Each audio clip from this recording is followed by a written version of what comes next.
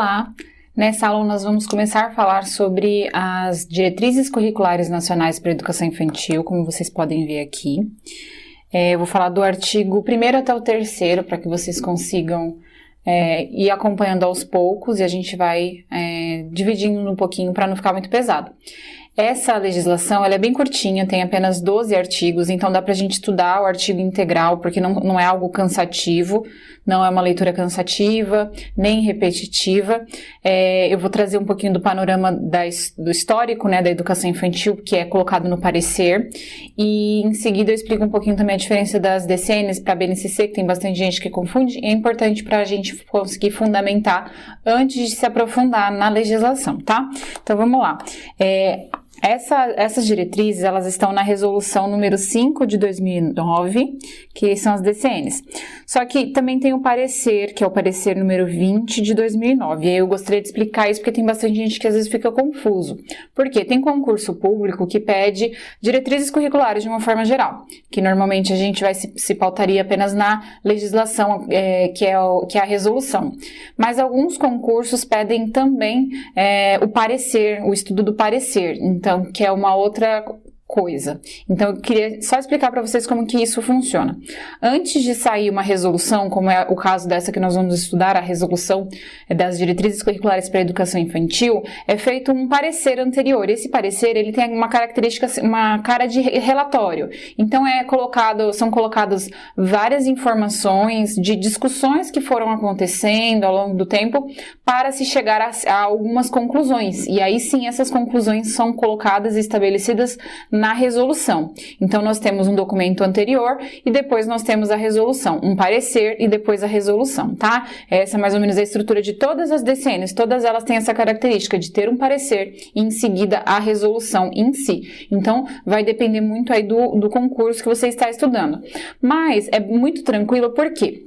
O parecer, ele traz um panorama mais amplo, então ele é mais detalhado, traz histórico, enfim, tem uma discussão um pouco maior. E depois, na resolução, é como se fosse um resumo de tudo aquilo que foi dito no relatório. Então, tudo aquilo que foi colocado no parecer é resumido na resolução, e aí a resolução, ela dá uma enxugada nas ideias, e aí resolve-se alguma coisa. Então, estudando a resolução, você consegue compreender o parecer e vice-versa. Então, é tranquilo essa relação entre eles, tá? No caso aqui a gente vai estudar os artigos da resolução da educação infantil, das diretrizes curriculares da educação infantil, porque fica mais objetivo, a gente consegue ser mais claro, tá bom?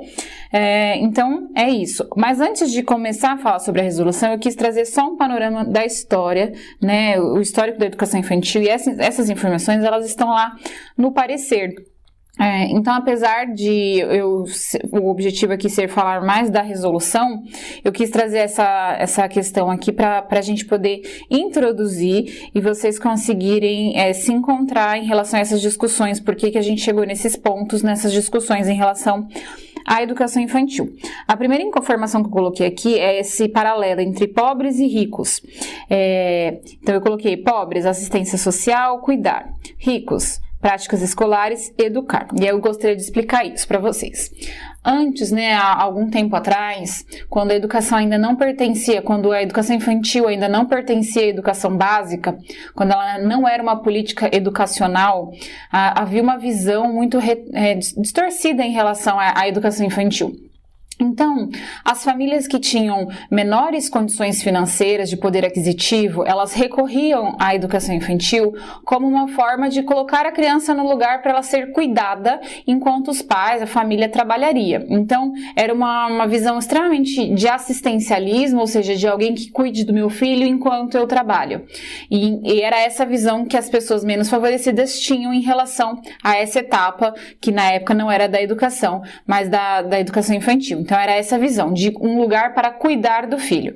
Já as pessoas com melhores condições de poder aquisitivo, visualizavam a educação infantil como uma forma de adiantar a criança. Então, quanto mais cedo eu coloco a criança para estudar, melhor vai ser, porque aí lá no ensino fundamental ela já chega alfabetizada, eu vou adiantar meu filho, proporcionando melhores condições para ele futuras, para ele conseguir acessos mais rápidos. Então, era uma visão extremamente com foco em adiantamento de conteúdo, com foco nessa questão de educar, mas de uma maneira inapropriada, principalmente quando a gente pensa no público-alvo da educação infantil, que são as crianças de até 5 anos. Então esse foi um histórico bem antigo que a gente tinha, era essa visão que a nossa sociedade tinha em relação à educação infantil. E aí, conforme as legislações foram acontecendo, Constituição, ECA, LDB, e foi trazendo, aí a LDB finalmente trouxe a educação infantil para dentro da escola, né, para dentro da educação básica, essas visões elas foram ficando ultrapassadas, né?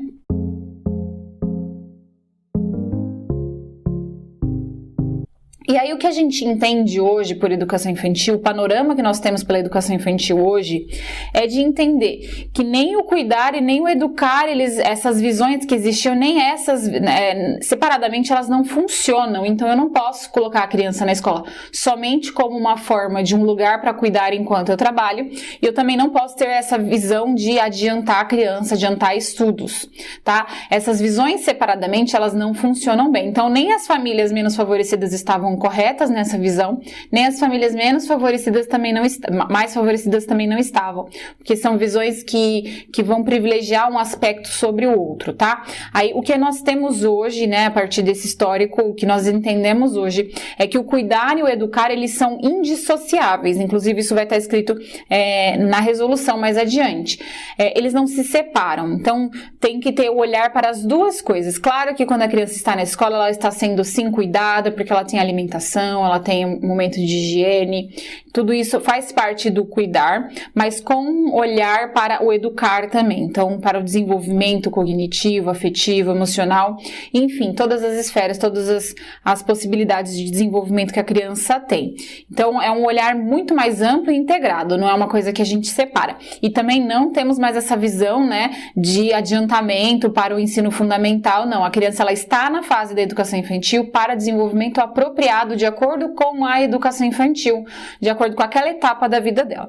Então esse é mais ou menos o histórico para vocês entenderem. Por que ainda hoje, por exemplo, tem muita gente que olha para a educação infantil como uma política assistencial e não como uma política educacional? Até porque a gente vê muitas falas sendo reproduzidas nesse sentido, inclusive dentro da própria estrutura da educação. Quando, por exemplo, uma mãe, um pai vai requisitar a vaga em creche e na creche é solicitado comprovante de que essa família trabalha. É uma visão que a criança só vai merecer a vaga caso a família precise de um lugar para essa criança ser cuidada, né? O que não é uma visão bacana se a gente pensa nas adequações que nós tivemos nos dias de hoje.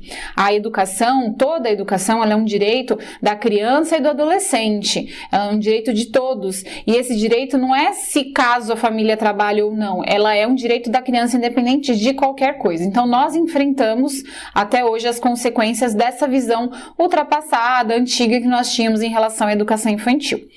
Aqui eu também coloquei para vocês a diferença, né, assim por dizer, entre a educação, as diretrizes curriculares e a BNCC, porque tem bastante gente que confunde, já que as duas elas dão base para a criação dos currículos. Então, as DCNs, elas também são obrigatórias, tá? Tanto quanto a BNCC. Então, a BNCC também é obrigatória, tá? As duas são. Elas orientam o planejamento curricular, tá? Então, todas as DCNs da educação básica, elas orientam o planejamento curricular das escolas e dos sistemas de ensino. As diretrizes, então, elas dão mais olhar para a estrutura, enquanto a BNCC, ela traz detalhamento de conteúdos e competências. Então, nas diretrizes, vocês não vão enxergar como a gente enxerga lá na BNCC, aquelas tabelas de objetos e objetivos de aprendizagem, aquilo que se deseja que seja desenvolvido. Não tem isso nas DCNs, a gente não enxerga essa questão de conteúdos, de competências, habilidades a serem desenvolvidas, mas é feito uma questão mais estrutural em relação ao currículo. Então mostra muito o panorama que os sistemas e as redes precisam considerar para construir os seus currículos, no que elas precisam estar embasadas. Então é um pouquinho mais com olhar para a estrutura. Então tanto as DCNs quanto a BNCC realmente tem esse olhar para apoio na construção dos currículos, elas servem como referência para a construção dos currículos, não são currículos, tá, nenhum dos dois, mas eles servem como referência, eles dão um norte para a construção, só que a BNCC, ela traz a parte conceitual e também a parte de conteúdos, competências que devem ser trabalhadas ao longo de toda a educação básica, enquanto as DCNs não, elas trazem mais uma questão estrutural do currículo, tá, aquilo que precisa ser considerado para a construção dos currículos. Tanto é que se vocês já estudaram BNCC ou se estudar depois, vai perceber que muitas falas contidas dentro das DCNs estão também estabelecidas com ideias mais aprofundadas dentro da BNCC, elas se complementam, tá bom? Então, elas são bem complementares, essa é basicamente a diferença entre as duas. Seguindo, nós temos o primeiro artigo e o segundo. Eles são bem tranquilos, tá? Basicamente, o primeiro vai dizer que essas DCNs, elas vão servir para guiar as propostas pedagógicas na educação infantil, tá? Então, institui as diretrizes nacionais para a educação infantil para construção das propostas pedagógicas. Então, é para nortear as propostas pedagógicas. E também vai dizer que as DCNs da educação infantil, elas vão se articular com as da educação básica. Então, elas estão sempre em articulação, tá? Um compartilhamento. Essas DCNs, ou seja, as da educação infantil, elas vão ter princípios, fundamentos e procedimentos para orientar as políticas públicas e as propostas pedagógicas e curriculares, que é o que eu passei para vocês. Elas vão trazer aspectos necessários para fundamentar a construção dos currículos, das propostas pedagógicas. Então, por isso que ela tem mais esse olhar estrutural, digamos assim, tá?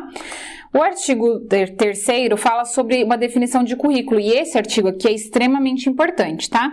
Não que os outros não sejam, mas tem bastante questão sobre isso. Então, o primeiro e o segundo, eles só vão dizer que para que servem essas DCNs, né? Que elas servem para orientar currículos e propostas pedagógicas, além de políticas da educação.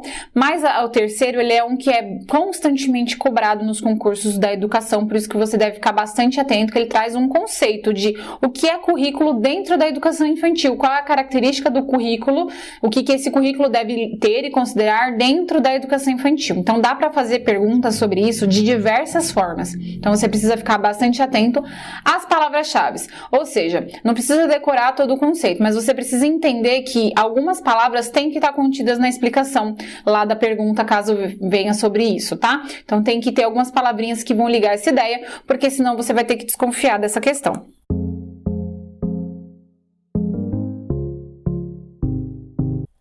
Aqui vai dizer o seguinte, que o currículo da educação infantil, ele é concebido como um conjunto de práticas que buscam articular, essa palavra aqui é extremamente importante, as experiências e saberes das crianças, então tudo aquilo que a criança já possui, com os conhecimentos que fazem parte do patrimônio cultural, artístico, ambiental, científico e tecnológico.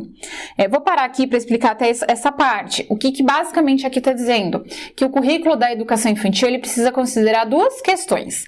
Aquilo que a criança já possui, aquilo que é saber prévio, ou seja, que ela aprendeu na família, na comunidade, enfim, aquilo que já está nela, com aqueles saberes, com aquelas competências, com aquilo que tem que ser desenvolvido dentro da educação infantil, né, no caso aí da educação formal, do conhecimento histórico, né, cultural, ou seja, aqueles conhecimentos que nós cultivamos enquanto sociedade e nós valorizamos, e aí precisa ser apresentado para a criança.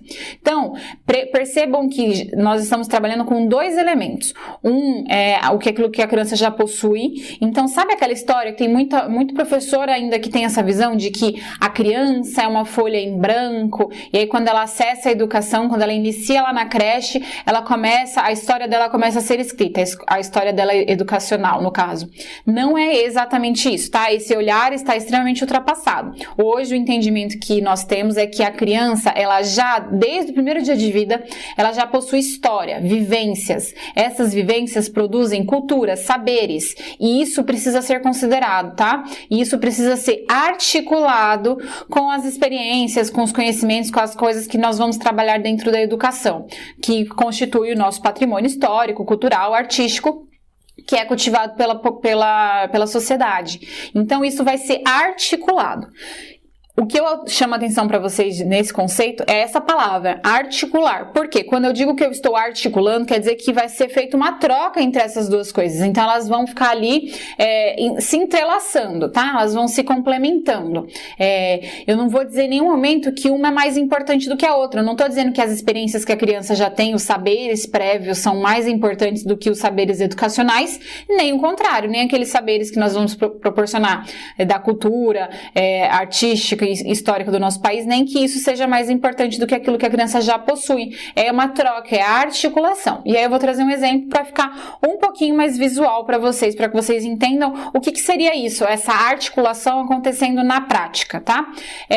Quando, por exemplo, a gente teve uma questão aí da pandemia do coronavírus, e logo no início eu lembro que logo quando ainda não tivemos o afastamento das escolas, né, quando a gente não precisou fazer o atendimento remoto, quando ainda estava tendo aula presencial, as notícias já estavam correndo e bastante gente já estava começando a ficar preocupada, porque em outros países já estava bem pior a situação.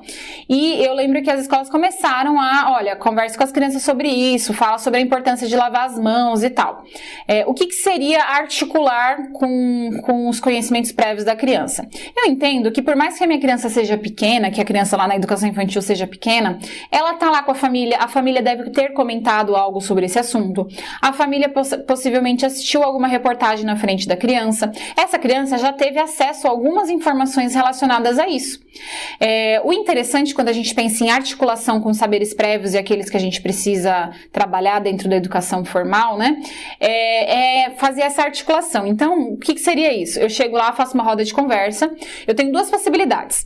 A primeira possibilidade seria sem articulação, só para vocês entenderem. Eu vou chegar e vou dizer assim, olha crianças, sabe o negócio do vírus que vocês ouviram falar? Então, esquece lá o que vocês ouviram, tá? Na TV, eu não sei o que falaram para vocês.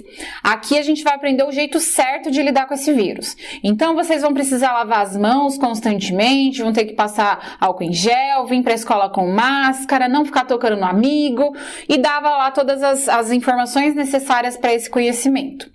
Quando eu faço isso, eu estou impondo, né, aquele conhecimento que eu preciso passar para a criança, que eu preciso ensinar, de uma forma impositiva. Eu estou impondo sem considerar nada, sem considerar o que talvez a criança já saiba sobre o assunto.